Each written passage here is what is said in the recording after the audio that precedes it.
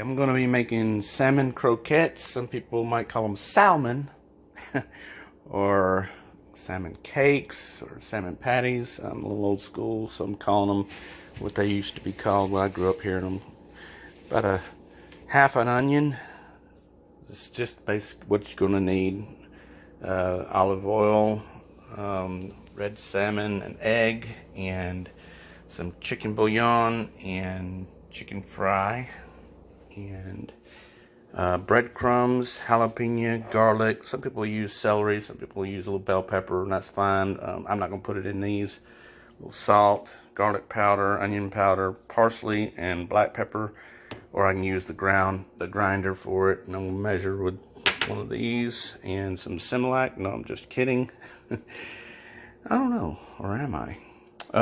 No, I promise you, no Similac will be harmed in the making of this video. So over here, you'll need a cutting board, a knife, and a bowl and a fork, and I'll explain in detail exactly. Now, sometimes you might want to go with the fresh salmon, but the can for what we're doing is just fine. Oh, not to forget, need a little butter too. Yeah, and it's kind of important to have something to cook with too, so a very large size skillet is preferred. Use about a 3/4 stick of butter. I always like to use move over butter, but unfortunately I'm out of it today. I just like to slice the jalapeno in half and dig out all the seeds, rake them out of there. Some people leave the seeds in for a little extra kick. Not really for me. It's not a big deal, but it's about how much of an onion I use, and I'm going to use this whole thing of garlic here because there's not much left in it. I have a clove of garlic fresh. I need to use that, and it's going to be just fine. So, give you a little rundown on the red salmon here, 14 3/4. You want to drain this very well. Get all the juice of it out of it, and dig the little spinal bones out, and take the skin off of it too. And then take a fork and kind of mush it and flake it all up. But we're going to put our butter in here, and we're going to dice all this up real tiny, and we're going to saute it, and then we're going to set it aside, and we'll add it to the salmon in a minute. All right, so that's about how small it's ground up, cut up, and put the garlic on there. And now I'm heating up the stove. I personally like to use the gas stove like at the house in Ringgold, but we'll do fine what we got. Decided to go with the pepper grinder, fresh pepper, so instead of the store-bought stuff. And oh yeah, you're going to need a measuring cup also, because you're going to need a 1/4 cup of the breadcrumbs, and of course the rest of it you can do about a tablespoon. A 1/4 cup of parsley, garlic, salt, and onion powder. A 1/4 tablespoon of that. And of course, this is going to be for the outside of the patties, but that's going to be 2 hours from now after we got everything made up and set in the refrigerator. Okay, so now we got this ready. We're ready to rake the vegetables in there, and you're going to want to cook them till they get a little caramelized, a little translucent, and then put them over in the bowl for the next step.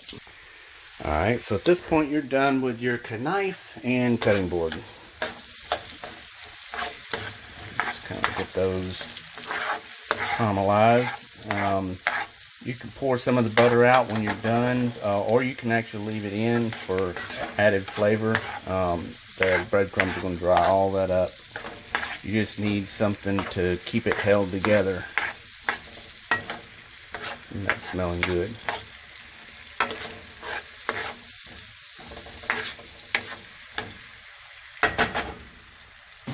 Okay, right about there is about what you want it to look like. Alright, so I've cleaned my pan, get it staged for the next process in a couple of hours. Alright, you want to take a 1/4 teaspoon of the chicken powder, put it in there. Alright, roughly a 1/4 black pepper, 1/4 onion powder. Ta-da! Alright, about a 1/4 garlic. Ta-da!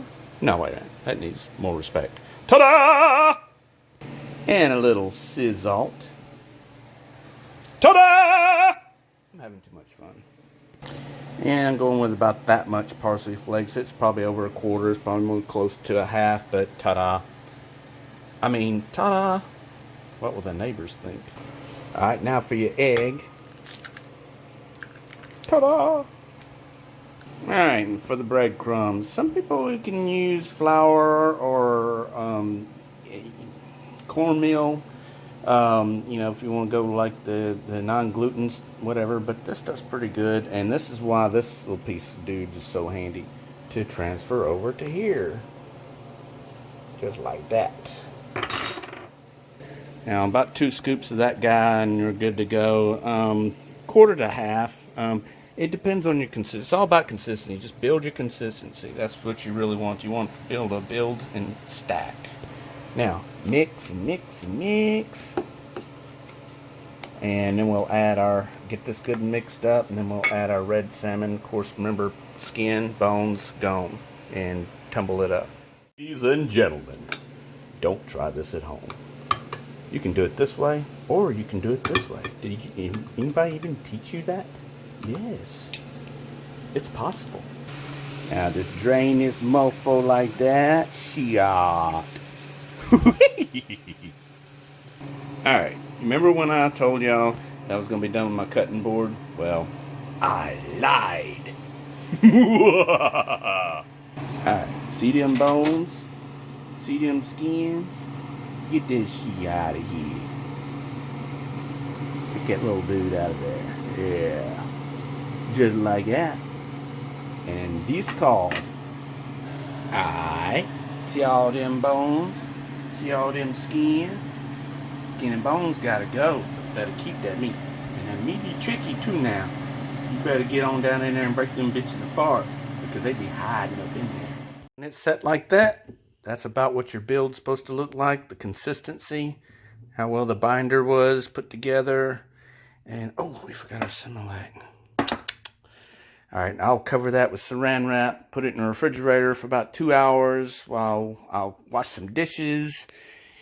And then I'll get that ready. That meaning this over here, I'll set it out. A little sheet of where I can take them out, make 4 even patties, maybe 6. I don't know what size I want to do tonight. But anyways, and then I'll coat them with the chicken powder, whatever you want to call that stuff, breading.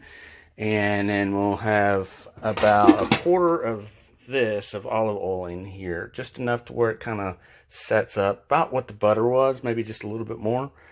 And then the patties will be ready for their final destination. Well, actually, the final destination will be my stomach, but you get the point. And we'll about 3 or 4 minutes on one side on medium heat, medium to low high, and then flip it and look at the golden consistency of how it looks. And if you like it, then do about the same amount of time on the other side, and ready to serve. Alright, I put it in at 5 o'clock on the dot, and it's now 7 o'clock. Not that it's got to be so specific, but you know, I'm trying to be a little accurate here. Alright, what you're going to do, yeah, that's nice, that's perfect.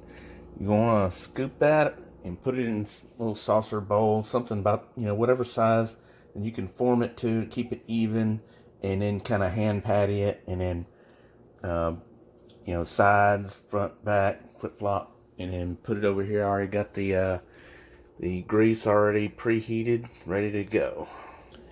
Alright, I got 2 of them right there. Good, decent size. And I got enough for 2 more. Alright, and there we have it. And that one's actually got some flour in between it there, trying to make it come apart. But it's going to cook out good. Now, another reason I don't like this stove is no matter how you try to place it, it leans this way, and it's more saturated, submerged on this end than that one. Don't like that. I got it set about whatever there. I've actually turned it up a little bit because it's just quite not hot enough. Alright, it's been about 6 minutes, and actually that one kind of broke apart. It's not, you know, but look good. They're gonna taste good. And there you have salmon croquettes. A little opened up there, but you know, that little piece broke off. But those 2 did real good. Of course, this one was fully submerged almost in the. Yeah, this stove isn't really good for this, but I already taste them. These things taste amazing.